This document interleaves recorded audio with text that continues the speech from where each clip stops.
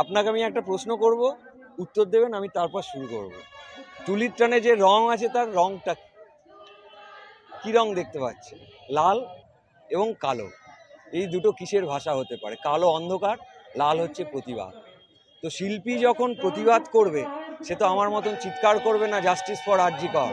সে তখন নিজের অন্তঃসত্ত্বা দিয়ে সেটা প্রকাশ করবে, যেটা দীর্ঘস্থায়ী হবে।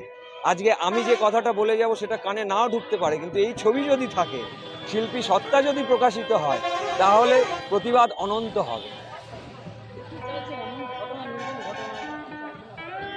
এই নির্মম ঘটনার প্রথমত হচ্ছে যে দোষী বা যারা দোষী তাদের নির্মমতম শাস্তি হোক, দৃষ্টান্তমূলক শাস্তি। আমরা বলি, আদালত বলে রেয়ারেস্ট অফ দ্য রেয়ার। এই শব্দবন্ধ শুনতে চাই না আর।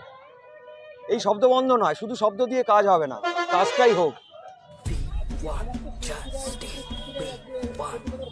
সমস্ত চিত্রশিল্পী, সঙ্গীত শিল্পী, যে যে শিল্পসত্তা নিয়ে আছে, আজকে সারা পশ্চিমবঙ্গ নয়, আজকে এটা শুধুমাত্র পশ্চিমবঙ্গ বা কলকাতার ইস্যু নয়, ইস্যুটা হচ্ছে ইন্টারন্যাশনাল।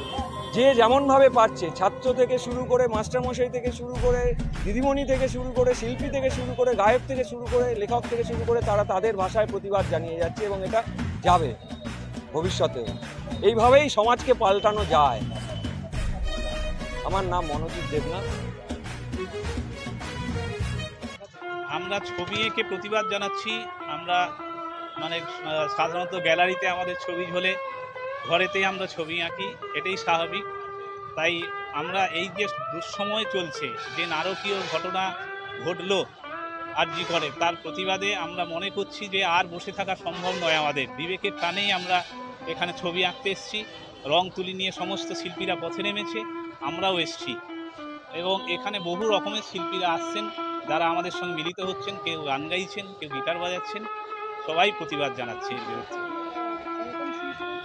মূলত অঙ্কন শিল্পীরাই প্রতিবাদ করছে, তুলির টানেই প্রতিবাদ। এছাড়া ভাস্কর্যও করছে কেউ কেউ।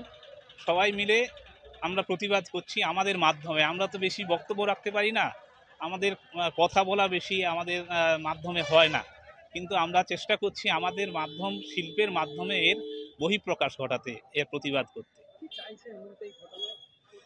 এই নারকীয় ঘটনা যেন দ্বিতীয়বার আর না ঘটে এবং এটা তদন্ত হোক, এর